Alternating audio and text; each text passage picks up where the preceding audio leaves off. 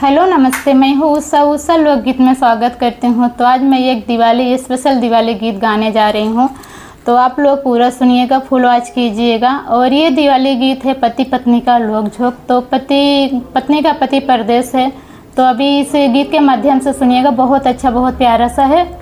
तो अगर अभी आप हमारे चैनल को आप लोग सब्सक्राइब नहीं किया हो तो सब्सक्राइब कीजिएगा, लाइक कीजिएगा, ज़्यादा से ज़्यादा शेयर कीजिएगा।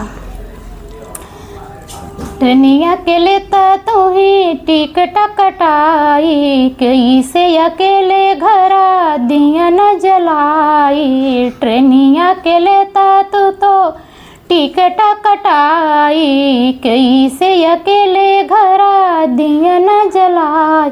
दिवलिया में है सैया घर चलयउता, दिवलिया में है सैया घर चलयउता। तभी देखो पति अपने पति को क्या जवाब देता है। अभी तो पत्नी बोल दी, अब पति क्या बोलता है, सुनिए इस गीत के माध्यम से। अब ही तो ये कहू ना भइल बा कमाई, कपड़ा या बोनस कुछ हो न पाए।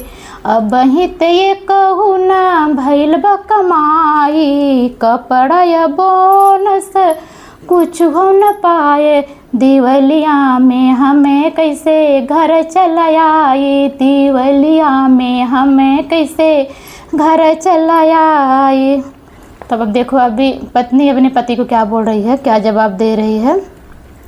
अगिला गेरज हो तोहरी कमाई, तर त्योहार तू तो गईला भुलाई। अगिला गेरज तोहरी कमाई, तरे त्योहार तू तो गईला भुलाई। कहाँ से आई पेड़ा मिठाई, दिवलिया में है सैया घर चलाए। दिवलिया में है सैया घर चलावा।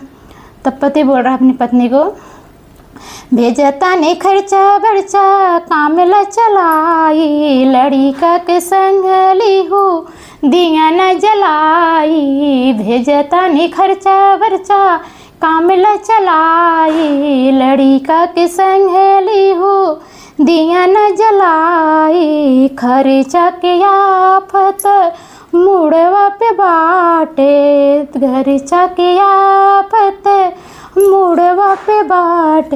दिवलिया में हमें कैसे घर चलाई, दिवलिया में हमें कैसे घर चलाई। सैया सैया हमारे तो बाट बड़ बहरा, होली दिवाली ना भावे दशहरा। सैया हमार तो बट बड़ा बहरा, होली दिवाली ना भाई दशहरा। कैसे ही सोना सुहागन बनाई, दिवलिया में है सैया घर चलावा। दिवलिया में है सैया घर चलावा। देवरा लहूरे का बाटे तोहरे संग में, छुड़छुड़ी फड़ा का छोड़ाऊ ओकर संग में। देवरा लहूरे का बाटे तोहरे संग में, छुड़छुड़ी फड़ा का छोड़ाऊ ओकर संग में।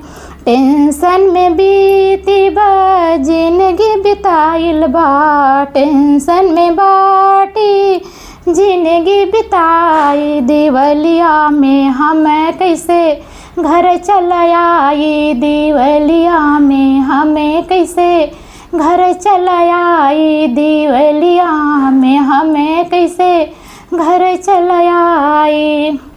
धन्यवाद। हमारा ये गीत आप लोग को कैसा लगा कमेंट बॉक्स में ज़रूर बताइएगा।